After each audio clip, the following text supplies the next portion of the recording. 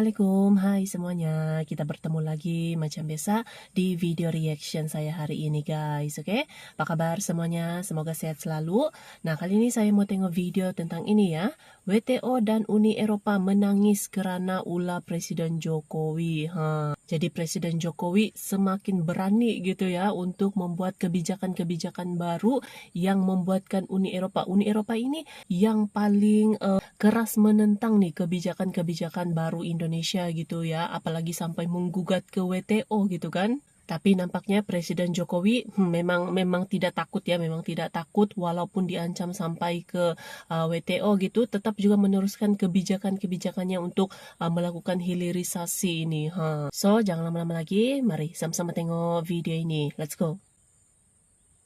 Presiden Joko Widodo mengatakan, Indonesia tidak perlu merasa sakit hati saat kalah dari Uni Eropa dalam gugatan ekspor nikel. Presiden mengatakan, kan kalah dalam gugatan kan, hukum adalah hal manusiawi. Sehingga, Indonesia harus tetap mengusahakan langkah hukum berikutnya. Nggak perlu kita sakit hati. Enggak.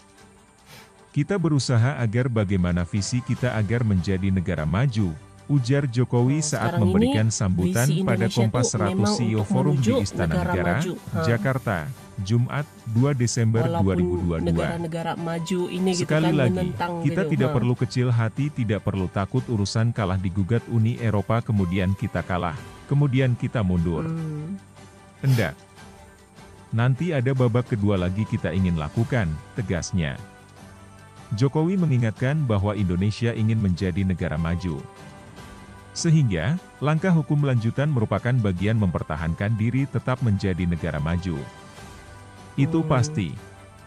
Dan juga mereka itu, negara maju, tidak akan rela juga bahwa negara berkembang ini ada yang maju, menjadi negara yang maju, juga banyak yang enggak rela, tambahnya. Negara maju takut Sebelumnya, Indonesia Jokowi maju. memerintahkan agar pemerintah mengajukan banding atas kekalahan saat menghadapi gugatan terkait stop ekspor nikel yang diajukan Uni Eropa ke Organisasi Perdagangan Dunia, WTO.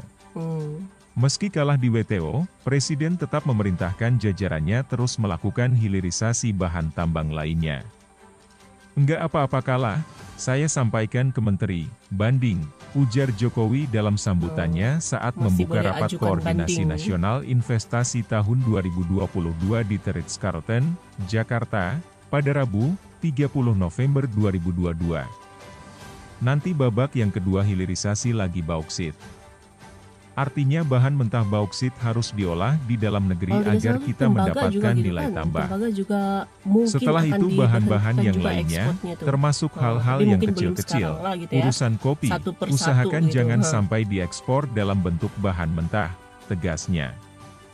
Kepala negara lantas menjelaskan, beberapa tahun lalu saat Indonesia masih mengekspor nikel dalam bentuk bahan mentah, nilainya hanya mencapai 1,1 miliar dolar Amerika Serikat, AS. Itu waktu ekspor. Setelah pemerintah memiliki smelter, ekspor nikel dalam bentuk bahan mentah dihentikan.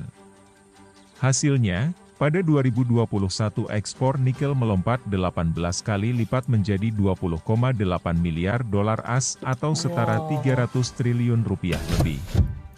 Kondisi itu turut mendukung neraca perdagangan Indonesia menjadi surplus.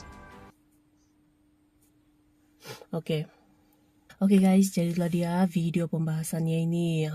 Jadi kebijakan-kebijakan Indonesia sekarang ini gitu ya, terutamanya untuk stop ekspor bahan mentah ini, untuk melakukan hilirisasi gitu ya. Ini memang visi Indonesia gitu ya, visi Indonesia untuk menuju negara maju, walaupun ditentang oleh negara maju juga gitu kan. Sebab kalau kita lihat sekarang tuh dalam waktu yang boleh dikatakan cepat lah gitu ya, pertumbuhan ekonomi Indonesia, perkembangan ekonomi Indonesia itu melonjak gitu kan, dengan hanya menghentikan ya ekspor sumber bahan mentahnya ini pun sudah naik berkali lipat dia punya keuntungannya gitu. Ini baru nikel baru nikel, belum yang bauksit kan nanti bulan Juni baru dihentikan ekspornya. Ini baru nikel ini.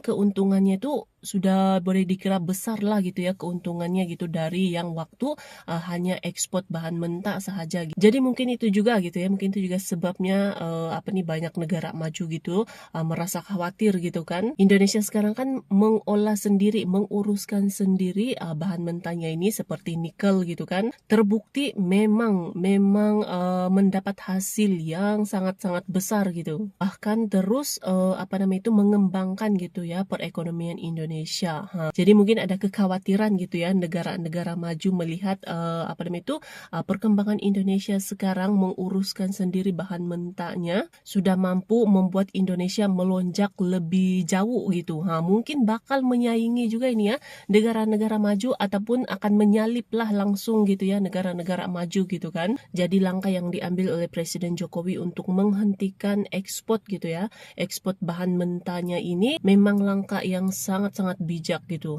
So, terima kasih banyak sebab kamu sudah menonton video ini. Jangan lupa macam biasa untuk support channel saya dengan subscribe, like video ini, dan jangan lupa untuk komen juga, oke? Terima kasih banyak dan kita jumpa lagi di video seterusnya. Assalamualaikum.